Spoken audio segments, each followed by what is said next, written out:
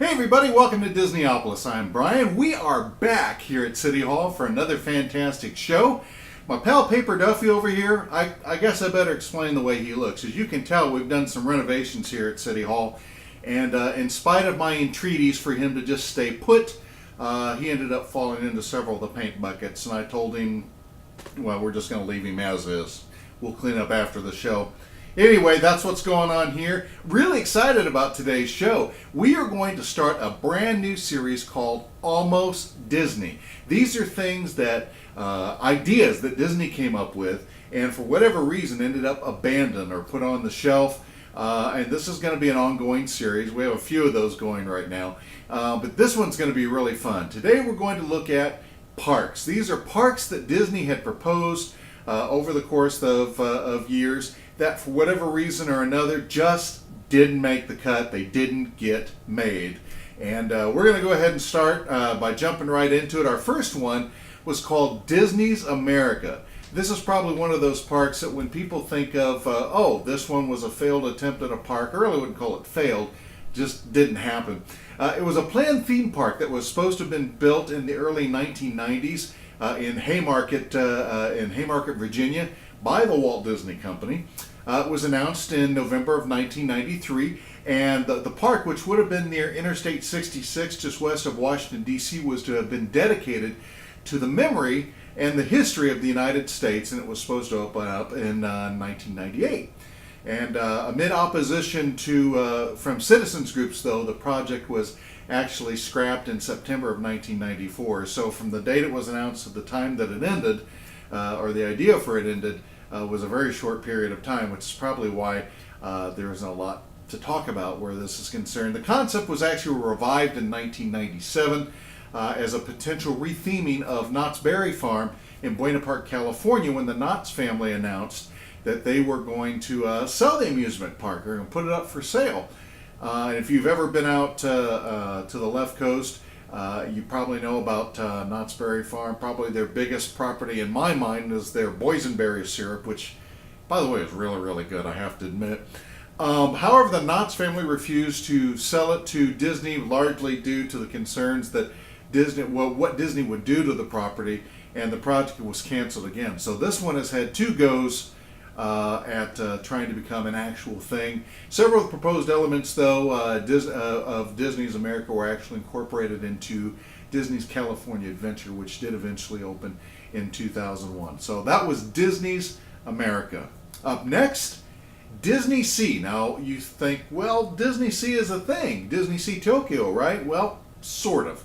Disney Sea was actually going to be an amusement park that was designed by Disney for the United States market. It was actually planned on the opening at the Disneyland Resort Complex in Anaheim, California, within the Port Disney area, which in and of itself was a planned area that never materialized. Basically, it was going to have two different. It's going to have two different lands. One was Oceana. Oceana, Oceana, whatever. Anyway, this was going to have been the park's centerpiece, and then the Future Research Center, which this would have been like an interactive research and preservation exhibit similar to the Living Seas and at Walt Disney World's Epcot. However, according to former Disney cast members, what happened is the company abandoned the idea mainly due to the significant financial problems that it would have caused as a result of what was then known as Euro Disney. Basically, at a cost of and construction of the marina by itself was rumored to be over $1 billion at the time, at a time where really there just wasn't a lot of money for spending. And so that park was abandoned. Again, some of the thematic elements actually got used in Disney Sea Tokyo, and to a larger extent, some of those ideas have also been farmed out in Epcot. So that was Disney Sea. Up next, Walt Disney's Riverfront Square. This is what eventually became Walt Disney World. You say, well, how did that become Walt Disney World? Walt Disney had said, well, first off, let me give you a little background. It was a planned theme park in St. Louis, Missouri. It would have been the second Disney park after Disneyland. The park was in development between 1963 and 1965. This was to be indoors, so it'd be an indoor theme park. After the construction of Disneyland, Walt Disney publicly stated he had no intentions of opening up any other parks elsewhere. We know that those ideas changed when Walt rolled out the idea of Walt Disney World. However, in March of 1963, Disney met with the mayor of St. Louis to discuss plans for the construction of a new theme park in the riverfront area of St. Louis, which was actually undergoing major redevelopment for the city's bicentennial.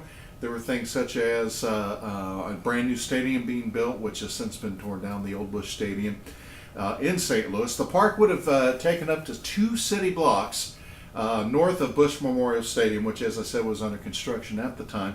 And Disney actually had Imagineering draw up some plans and designs for the new attraction so he could present it to the mayor and the city of St. Louis. Well, for several reasons, plans for the park fell through. The primary reason, though, is plain, what do you call it?